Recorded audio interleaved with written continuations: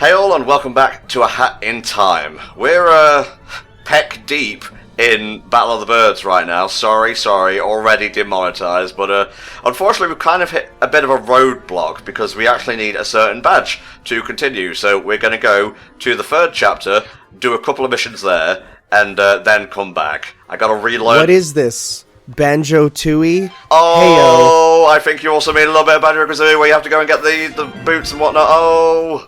Oh, you're right, actually. I completely forgot about that. That's the one instance in that game where you have to backtrack, and I think that's why it's the better game. Or at least the more comfy game to play. Let's read the diary before I go in there. Oh, yes. Now that we got the ice badge, we can, at the end of every mission, go into Hat Kid's secret pillow fort here and read the diary. Oh, you're gonna make me a star, darling. Although I did swear on the air, so maybe this isn't a good thing. It's okay, we want to be an internet star, and they can say whatever they want and get away with it, it seems nowadays. Yeah, oof, Jesus, oof, spicy. Alright, let's get out the pillow fort. I could stay in here forever, but unfortunately we have an entire Let's Play to record. And let us go to Chapter 3, Subcon Forest. Viewer beware, you're in for a scare. Yes, this chapter is rather spooky. Well, it's actually not too bad except for the one chapter. The rest of it just has a general air of kind of just a light spookiness. Like that nice Halloween-y light spookiness, you know? A little bit, yeah. Oh, the dude on the right kind of reminds me a little bit of Pumpkaboo, but maybe it's just the same jack-o'-lantern face they put on everything around Halloween. No, you're right. It's even in his little head shape there. Yeah.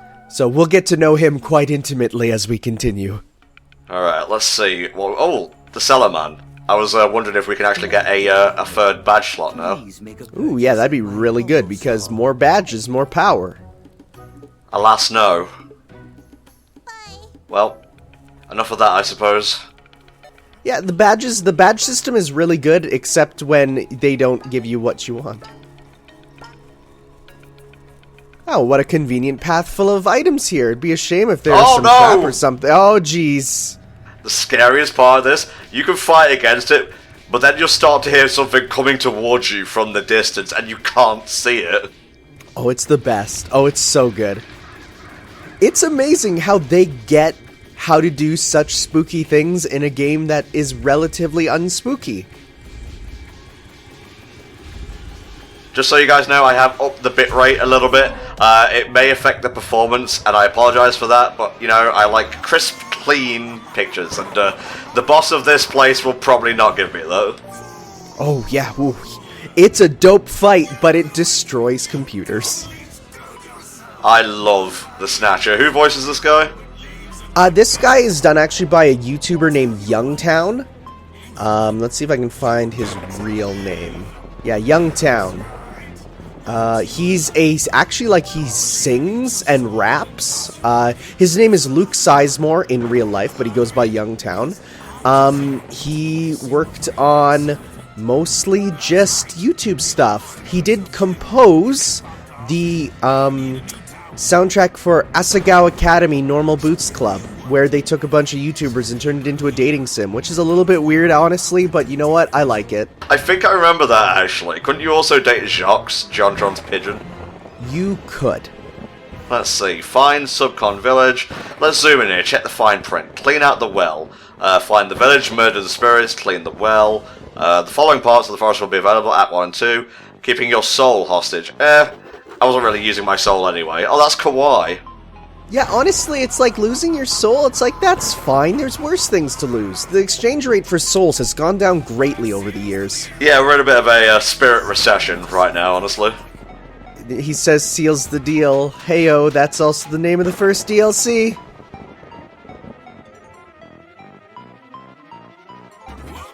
I think this guy, the Snatcher, is one giant riff on those cursed treasure chests in Paper Mario the Thousand Year Door. Am I correct in guessing that?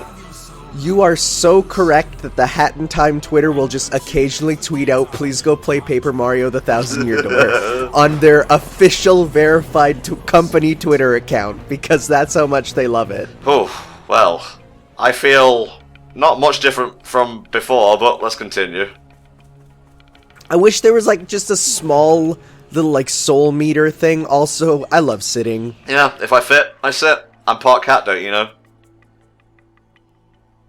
Like how we're doing all this with our weird Viking hat. This is the ice one. You can get different hats that look different, but they basically perform the same function. Ooh, a shiny thing. I like shiny things. They do a really good job showing you where shiny things are, having it be a literal rainbow. So this is a weird mechanic, but I kind of like it once you understand what it's doing. Essentially here, you have these like red apples, which are normally just nothing, but then when a spirit goes into it, they turn into bombs, so then you throw them. And these little chests here, if they're looking at something, they will be, or these little eye things, if they're looking at something, you gotta get rid of it to get the item inside. Can't quite get the Dwan Yellow Mask yet, or the Yarn Dweller Mask. I can't fucking say anything right now, Tanner. Yeah, so interestingly, this item in the beta of the game was one that you just found fully made in a chest, but then they said, nah, we gotta make you earn it. Which is weird, because this one is totally not optional, so this means you do have to get the yarn for this one. This one is very important. Look at them, enjoying fire. What a bunch of fucking spiritual libtards.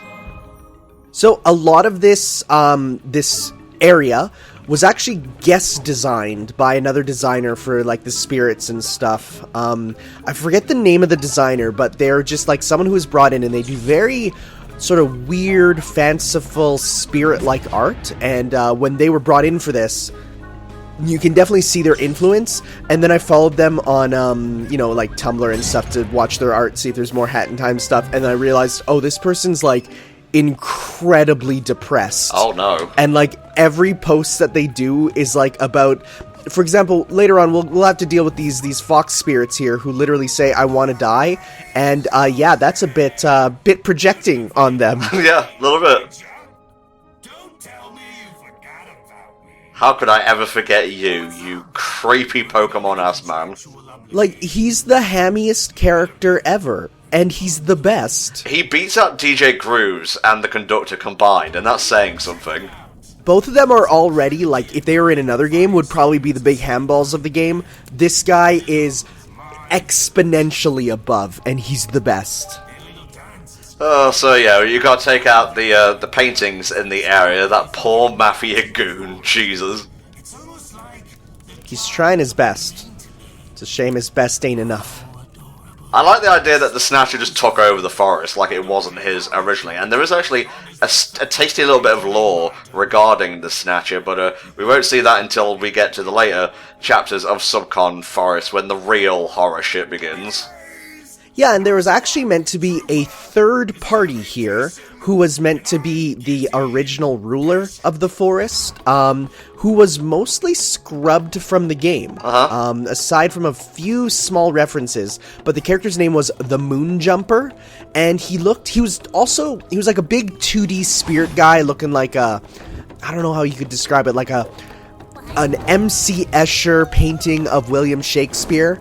And he'd be on walls and stuff, and he was meant to be a part of it, and then they said, you know what, we're just gonna cut him because he's bloating up the number of characters, because they decided to go instead for a huge cast of characters, a smaller but more developed cast. Yeah. And I kinda like that, because these characters, every single one gets a lot of play. Yeah, very much so. That is way more fun in my eyes than, you know, just having tons of them. And wow, you just missed that fire, huh? Talk about friend the fucking needle. Oh, they love death. They crave it, even. Yeah, honestly, it's a bit like, what's going on here when you meet these characters who are like, kill me! Yeah, it reminds me of, like, early YouTube. Okay, I need a little cherry pip that is closer. This one will do. Yeah, so you actually will be using these quite a bit through the chapter, including possibly maybe some bosses. A little bit of introducing mechanics that turn into boss mechanics later. And what do we get? We get a cow with sunglasses. Hell yeah. Run up this thing. There we go. Nope, already used my double jump. It's fine. So if I'm correct, this is your favorite chapter, right? It is, actually. I love the atmosphere. I love the mission variety. There's the characters involved and whatnot. The lore. The precious backstory. The one thing I would say about this is the actual, like, level layout. I'm not the super biggest fan of, because some parts of the forest you look at and you're like, I don't know where I am, right? Like, there's not enough landmarks in some areas to really go off of, but otherwise, like, the major points, like the village here, and then as we go into other areas, I really like that stuff. Forgive me if I'm slipping and sliding all over the place. I have to reacclimatize myself to every game we do here, because I do multiple stuff across multiple platforms, and boy, setting up PC recording is a bitch and a half when you mainly do console stuff like a pleb.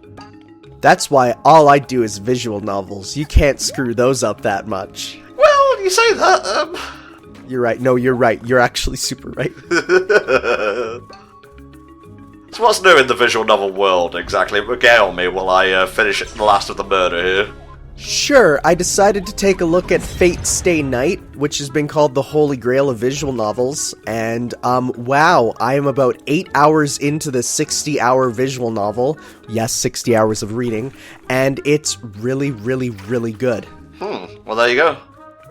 Otherwise, you know what? I thought it'd be fun. Let's bring up the most popular mod list for Hat in Time. Okay. Because it does have a big modding community. Really big. Some of them actually get so big that then they get added in as official content later. So, like, some of the most popular ones are, it's interesting, a lot of the stuff that was cut from the game ended up just becoming content that you can add back in because people finished it. And we murdered them. Oh, strangled them, drowned them, blew them up by destroying paintings. That's my favourite method, honestly. It's a little obscure, but it's one of those ones that once you go back, or once you do it, you never go back. What's the guy who would actually die if he ever saw his painting? Because that grows older and older and he stays young. What are you talking about? You haven't heard that, like, story? No! What? Yeah, that might be a bit out of your wheelhouse. I'm sure people in the audience know what I'm talking about. That sounds terrifying.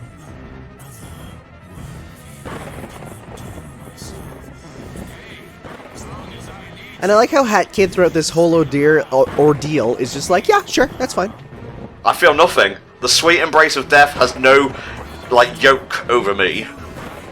So this is kind of cool. I like this. You get to, basically, as you go on, you get to just pick up more contracts, and you don't even have to leave the world for some of them. They just add on to each other, so you can do multiple at the same time. Yeah. But you can only pick one at a time that you get to add on to your plate. So it's kind of done realistically, where it's like, okay, you're about halfway done this job, just start deciding what the next job is. So we can go to the manor, or we can become a delivery man. I'm gonna do that. I think I'm gonna leave the manor for a little bit, yeah. The delivery mission has some crazy fun when watching people speedrun it, because you can launch packages off of things and have them bounce off, so people do crazy trick shots. Yeah, we don't get paid for being a minion. Well, we get to live. That's kind of a benefits package, I suppose.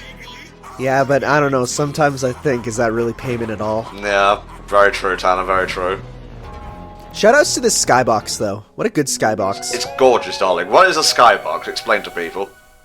The skybox is basically, it is the drawing that is turned into the background of the sky, because of course the sky in real life is a concept that doesn't actually exist. It is a lack of anything that we look up at. It is blue only because the blue wavelength of the color spectrum is the shortest and gets stuck in the air. So therefore, in video games you have to simulate what the lack of anything in the blue color spectrum by making a skybox. So in this case, you know, we get to see, if we were to look straight up here, we would see a nice dark skybox, but when the Snatcher was back there, you got to see big wavy purple patterns, and a good skybox changes the world quite a lot. Shoutouts to the skyboxes in the Spyro Reignited trilogy. Those ones look gorgeous. They definitely fixed them before release, though. Yes, for sure. Hey, do you have the thing we want? Nope. I teleported down here for nothing. Oh, we have enough to stitch a hat. Ooh, well, we need to get that next one. Time to become a furry. Oh, Jesus. That's my secret. 5 Nights at Hat Kids. You've ruined it. You've ruined it, and I'm ending the playthrough after this part. Well, the good news is there are alternate ones that are slightly less furry looking. Good stuff. There's actually some really cool stuff where in the Seal the Deal, the Death Wish mode, there's some alternate skins for every hat that are a bit more jokey looking. And so when you get to put them on, you get, like, for example, a full Knight's helmet, like a Dark Souls style Knight's helmet, which for the sprint hat. So they basically, what they did was they took some of the mods and turned them into the official ones. That's really nice. Like, I love how the community and, like, the game's developers are one unit, as it were, an absolute unit. Oh, and we're not going there yet. Nope, nope, nope. That is gonna be in a little bit. Right, let's see what HatKid has to say about the Snatcher. I'm curious. Yeah, I'm actually really curious too. I didn't look every time here. The spiders and ghosts, a big, creepy, grinning person thing? Says the one who's not even a human herself. Yeah, true. Say, what? Yeah, it's not every day your soul gets taken, I'm gonna be honest. It's funny because, like, that diary is the most amount of characterization HatKid really gets, and it's great. What does that say on the thing? It says, like, beans, I think. This HatKid eating beans, back in the theatre. Alright, we're gonna do chapter 2, Actually, chapter 5.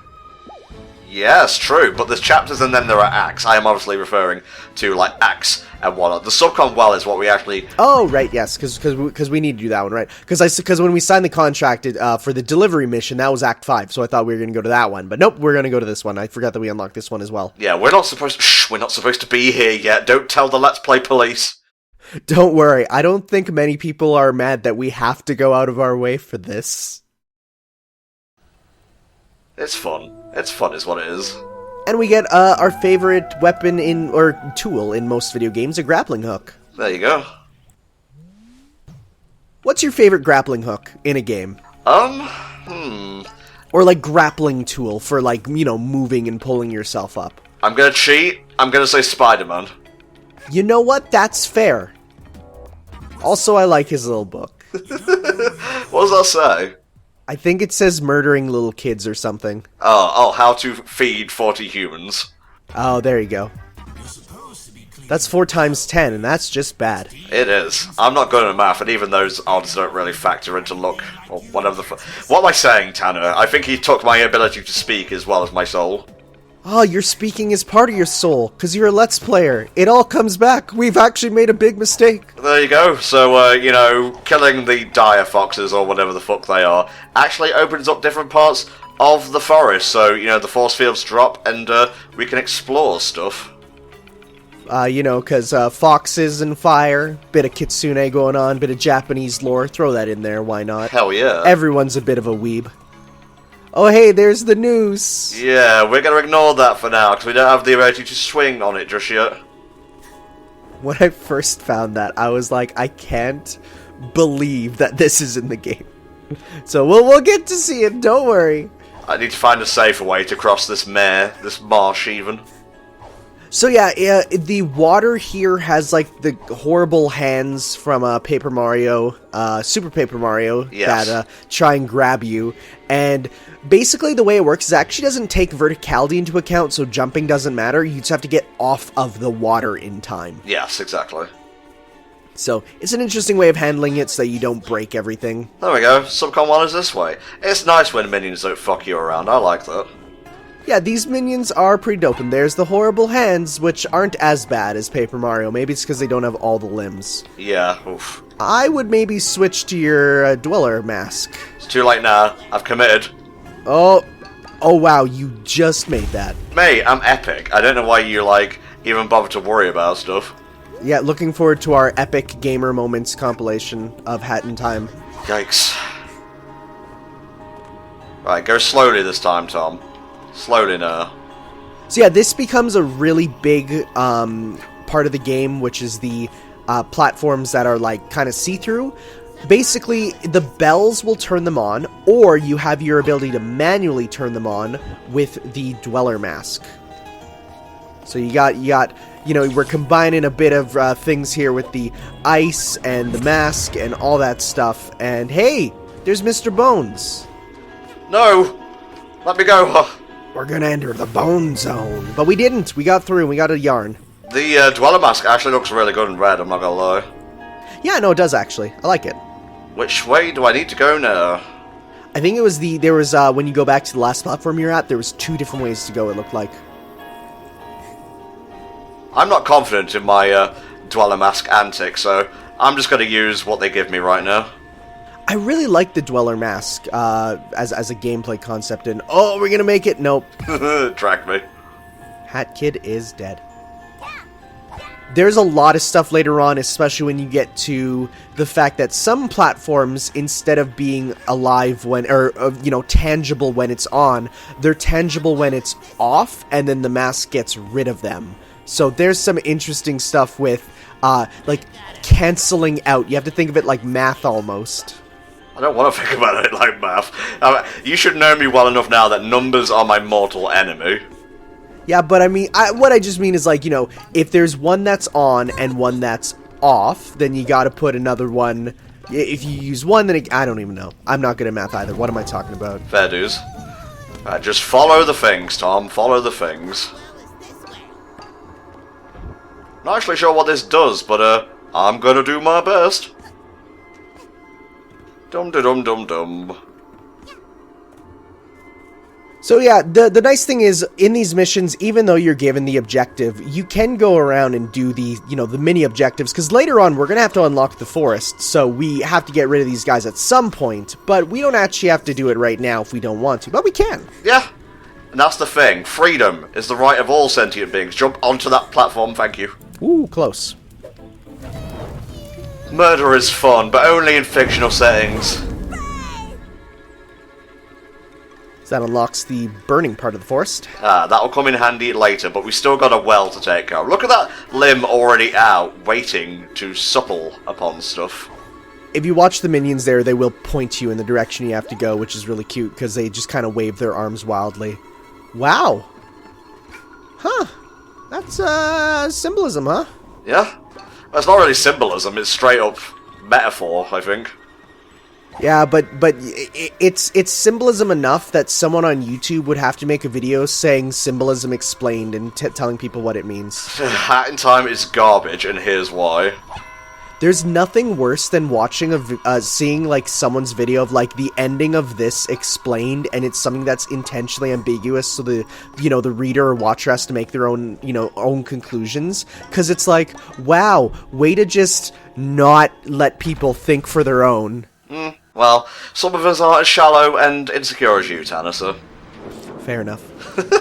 I love how I just twist it around on you. It's like, you never win. Not in this Let's Play. Alright, here we are in the well. This was another one that was available for beta backers to be able to play around with, and when it first came out, the water was so glitchy that it never actually ended up coming in for me. Huh. So I had to do the ending without the water rising, and it's like, oh well. Mistakes have been made. It's fine. Alright. I gotta spookify this. Thank you. It's a good thing there is a convenient snake ghoul thing. Whatever those are. They're just spirits, I think. There we go. Hookshot badge. Those are the dwellers, right? That's what they're called. And, well, I guess it's important to bring up, like, the Subcon is, it literally refers to the idea of the subconscious, and is, of course, the name of, oh hey, Grappling Hook, is the name of the world from Mario 2.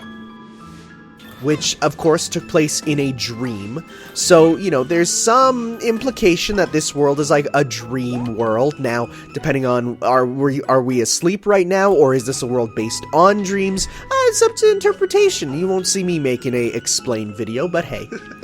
I'd like to imagine you have, like, all these alt accounts where you're totally doing the things you don't say, but you're just too ashamed to admit it, so... I actually have 3 alt YouTube accounts, but I never post on them, and one of them was spite made after Arc System Works tried to shut down my YouTube channel, so I made one called Arc System Jerks. Oh, Tanner, I aspire to be as petty as you, my friend.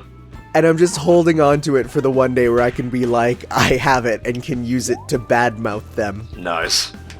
Fun little platforming section here, nothing to it. Yeah, it's not actually, the water doesn't rise up with time, it rises up with how far you go up, which is nice, because then that means you don't have to worry about... Because when I got here, I'm like, oh god, gotta run, but it's like, nah, the water will wait for you. Well, I don't think you can even, like, drown by... well, drowning, can you? You... can't, no. Huh. There you go then. Challenge averted. There is no scares here. Hat in Time fails to deliver on the horror aesthetic, 0 out of 10. Actually, a couple of these spiders, when they first popped down, I jumped a little bit. I'm not even afraid of spiders anymore, because I moved to a place where there's millions of spiders. Where's that then? Spidertopia? Well, I moved from, like, the big city to the country, and, man, there's lots of spiders when you're outside of the city. I mean, like, where are they gonna live in the city? In the corner of your room? They'll just get swatted down. Like, it's gotten to a point where in the summer, I just see spiders, and I'd go from, eek, a spider, to, okay, here we go. Yep, here we go again. And boom. We're free! Ah, freedom hurts!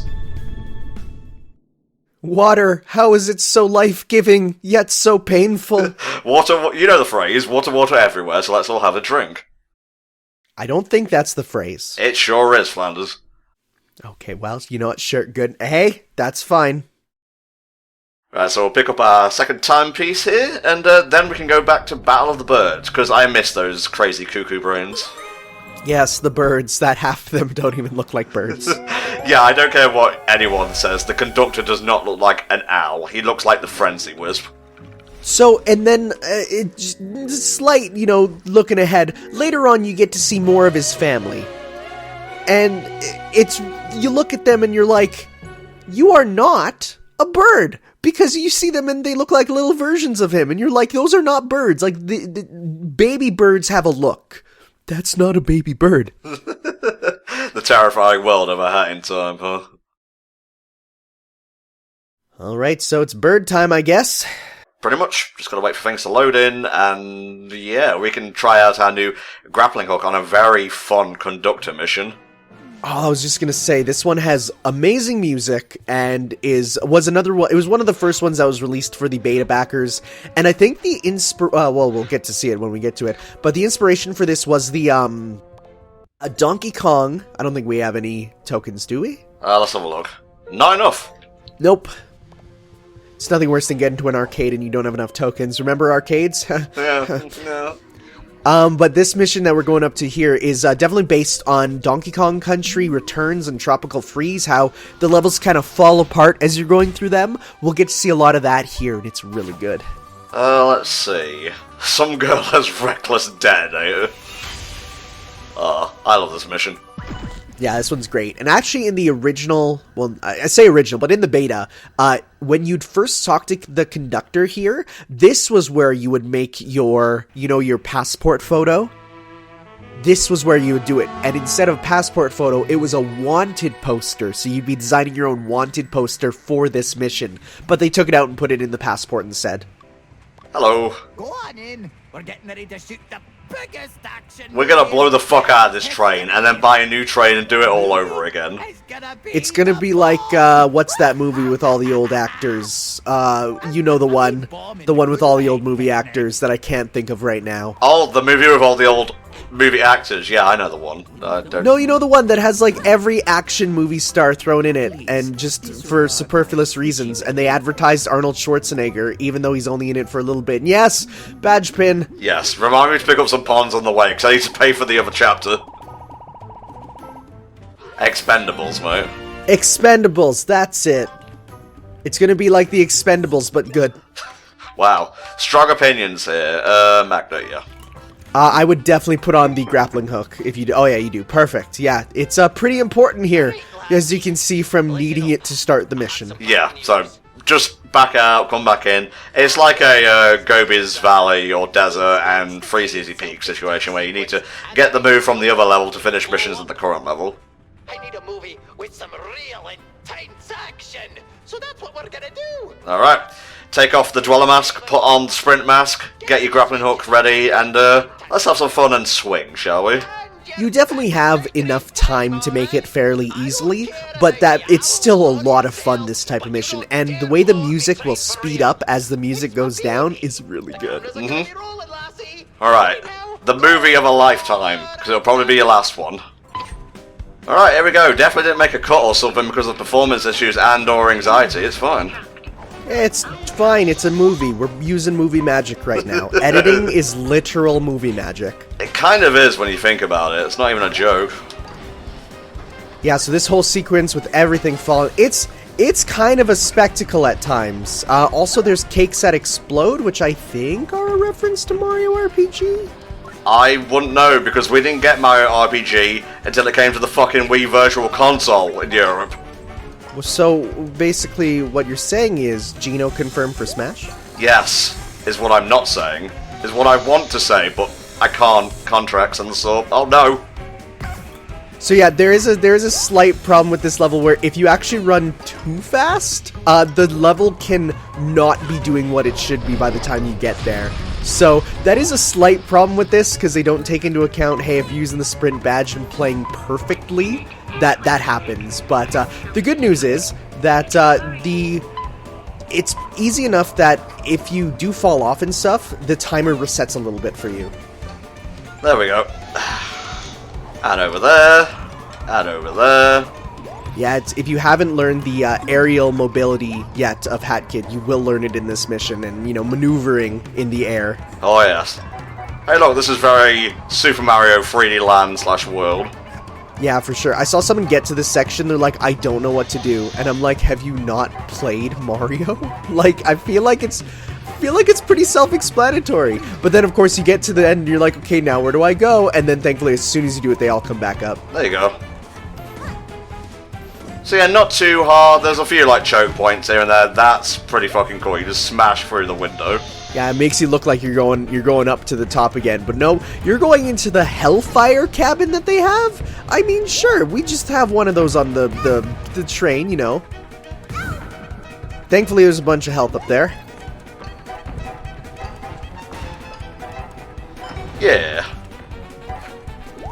So these faces here on these are actually the logo of the game's creator. That's his little symbol. Okay.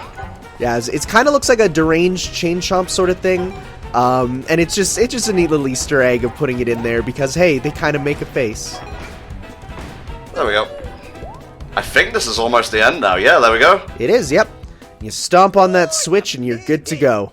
And I like at the end you were just kicking all those projectiles, which is dope. It's very Devil May Cry. I don't know how I neglected to take damage there, honestly. Honestly, me neither. But I think you just did something cool. Maybe you were in cool mode. You just unlocked it. You sure know how to make a guy feel better when he's feeling crippling anxiety over being terrible at video games, Tanner. Don't worry. I'm Canadian. It's what I do best. Yeah, you have like a forgiveness miasma. Everyone just wants to say, you know what, you're alright. Yeah, you want to go for a rip to Tim's bud, grab a double-double and some Timbits? Get the fuck back to Canada, you freakish weeaboo piece of shit. Those are not weeaboo stuff! What are you talking about? Those are Canadian things!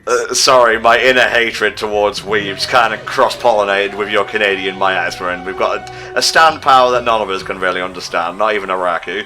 Fair enough. I think we did really good on this mission, and it's gonna basically give us lots of points for the conductor. Cool. I don't think I picked up that many ponds, though. Oh, well, we'll see. You got 60. That should just put me over the mark I need. 44 seconds left. That's pretty good for a time trial sort of thing. Yeah, you got 400 there. Yeah, it's a lot. So we'll see how this goes with the other one. I wonder if we'll have enough to go to the next mission, because I think we needed how many? It was 200 was the next one? I think it was 150, actually. Oh, then we should probably be good. Let's have a look.